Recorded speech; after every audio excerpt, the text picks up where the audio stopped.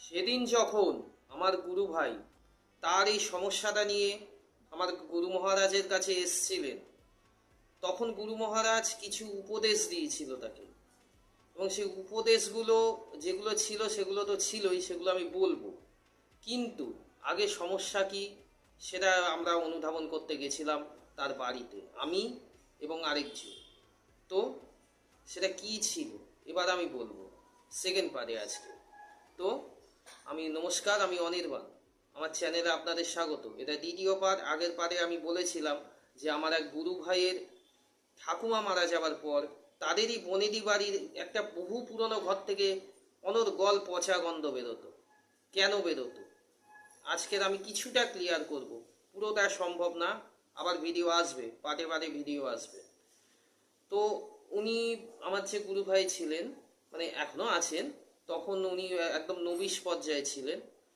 তো তখন উনি এসে পুরো ঘটনা আমাদের গুরু মহারাজকে বলেন।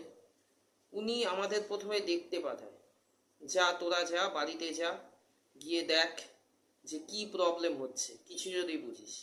আমরা গেলাম, কিচ্ছু বুঝিনি, সিরিয়াসলি বলছি। আমরা তখন একটু ওনার থেকে সিনিয়র ছিলাম, কিচ্ছু বুঝিনি। কোনো সমস্যা নেই, গুরু মহারাজের কৃপায়, কৃপার দোষে যা যা দোষ পাওয়ার সেগুলো কেটে গেছিল। কিন্তু সেদিন দুপুর কাটলো, সন্ধে হলো, সন্ধেতেও ভালো খাওয়া দাওয়া হলো। ওদের পয়সা কড়ির কোনো অভাব ছিল না, ভালো খাওয়া দাওয়া হলো, সব হলো। সন্ধে হবার পর থেকে সন্ধে হবার পর থেকে সত্যিই একটা পচা গন্ধ বাড়িতে ছড়াতে থাকলো। আমি পেয়েছি, সারা বাড়ি পেয়েছে। আমার সঙ্গে যিনি ছিলেন আমারই গুরু ভাই আরেকজন, উনি পেয়েছিলেন। তা ওরা বলল যে এই ঘরে, আমরা গেলাম ঘরের কাছে। সিরিয়াসলি কোনো নেগেটিভ অনুভূতি নেই। আমরা তো সাধনা করতাম, আমরা নেগেটিভ অনুভূতি কিংবা অন্য কিছু থাকলে আমরা বুঝি। কোনো নেগেটিভ অনুভূতি সেদিন পাইনি। কিন্তু রাতের বেলা আমার ঘর থেকে আমি একটা দৃশ্য দেখেছিলাম।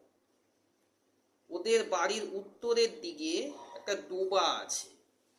সেই ডোবার পাড়ে সেই ডোবার পাড়ে একটা ছায়া বলবো নাকি অন্য কিছু আমি বুঝতে পারিনি, কিন্তু মনে হলো যেন সারা রাত সেই জায়গায় দাঁড়িয়ে ছিল। কে ছিল এটা? নেক্সট পার্টে বলুন। নমস্কার।